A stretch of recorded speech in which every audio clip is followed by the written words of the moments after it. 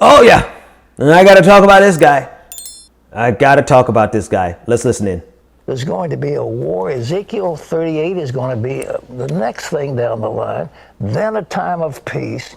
Then maybe the end. But nobody knows the day or the hour when the Lord's going to come back. He said the angels don't know it. And only the Father knows it. So I'm not saying this is the second coming, but I am saying there are things that people have thought would be during a millennial time with the coming of Jesus that are going to happen in our lifetime. And the next thing is the election that's coming up in just a few weeks, at which time, according to what I believe the Lord told me, the president is going to be reelected. I'm saying by all means, get out and vote for whoever you want to vote for, but by all means, let your voice be heard. But it's going to lead to civil unrest of a great proportion, then a war against Israel, and so forth and so on.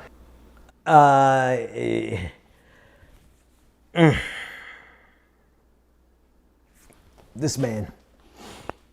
Now, let me tell you how properly indoctrinated I've been. I grew up watching Pat Robertson every single day.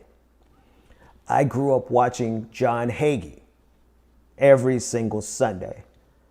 I grew up reciting. I have been probably one of the most propagandized, indoctrinated people in this country. I think we all have been thoroughly indoctrinated.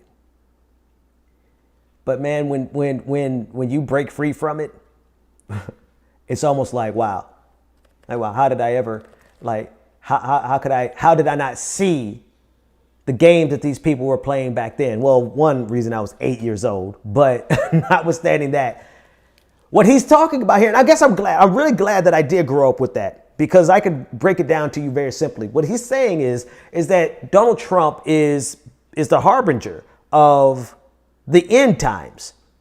He's alluding to prophecy from the Bible that so many Christians have taken and interpreted to mean that the second coming of Christ is near and it's nigh and is soon to come. And there's so many things about this that are worthwhile talking about. Let me start here. Number one, there are people who are committed to the idea of the second of Christ, so much so that they're willing to bring about and force Armageddon in order to force God's hand. In other words, we are being led by religious zealots who are so committed to the end of the world because they believe the end of the world signifies Jesus' second coming and the great victory of this white supremacist interpretation of Christianity. They're so committed to it that instead of waiting for God to do it, they're going to do it themselves. That's why they don't care about climate change. That's why they don't care about cooperation on the international stage. That's why they don't care about instituting coups in Bolivia. That's why they don't care about anything that they do, because they believe that the second coming is nigh. And oh, by the way, even if it isn't, we could force the hand of Armageddon.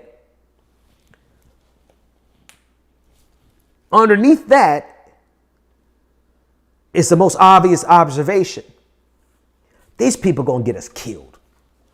These theocratic monsters and sociopaths are so committed to their religious dogma and their particular interpretation of the Bible, by the way, right? It is a master stroke of connecting the dots that they weave together the end time prophecies in the first place. But they're going to get a lot of us killed. Because they are so, and this is why it's so dangerous to have religious zealots in power. This is why it's so dangerous to have someone like Amy Coney Barrett in power, on the bench, because they rule from the perspective of their dogma. And that is detrimental not only to people who don't believe. It's not just detrimental to atheists, agnostics, Muslims, whatever, who don't believe in the white supremacist Jesus. It's detrimental to those of us Well, we don't believe in the white supremacist Jesus anyway. So it's detrimental to everybody who rejects the white supremacist Jesus. It's even detrimental to themselves. Because they are ready to start. Who's out here ready to fight, right? Let's just think about it who's really out here trying to start a civil war? You think I'm trying to start a civil war?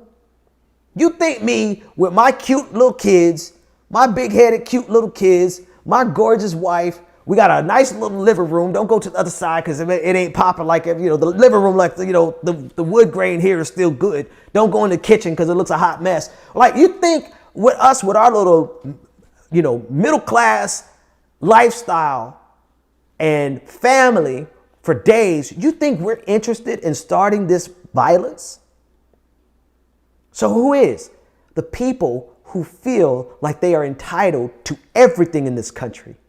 The people who feel like they're entitled to everything in this country because of what they believe, because of their religion. The people who feel like they have to dominate society through a dominionism theology to control the society. They are more than happy to destroy they have a sense of fatalism. They have a sense of fatalism and they wrap it in religious dogma, which makes them perhaps some of the most dangerous people on the face of the planet, especially if you happen to snatch away victory by outvoting them on November 3rd. These clowns are ready to burn this all down. You know what? Too bad, so sad. Like, we ain't trying to start this fight. But I'm sure as hell not going to let you run over us.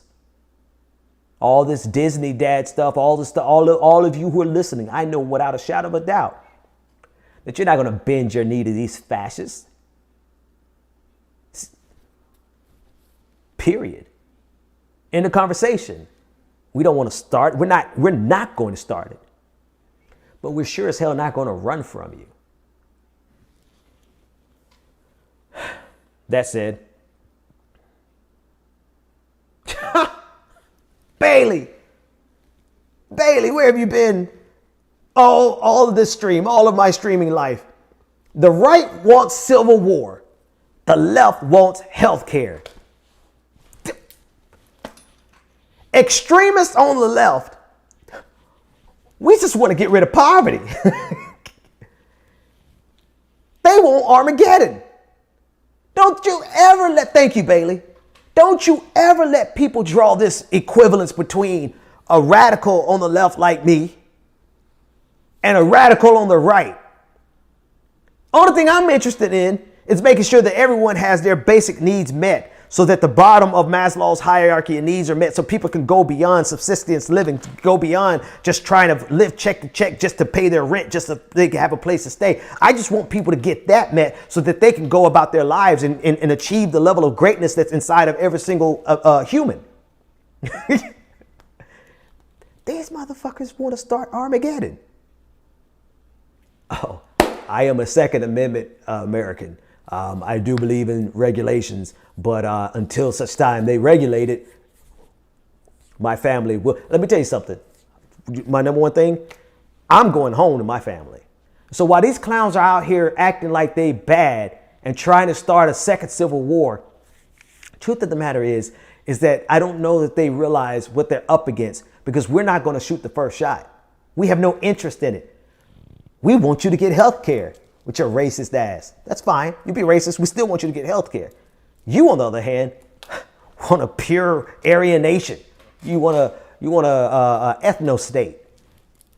These people are wild, man. Hey, if we got to.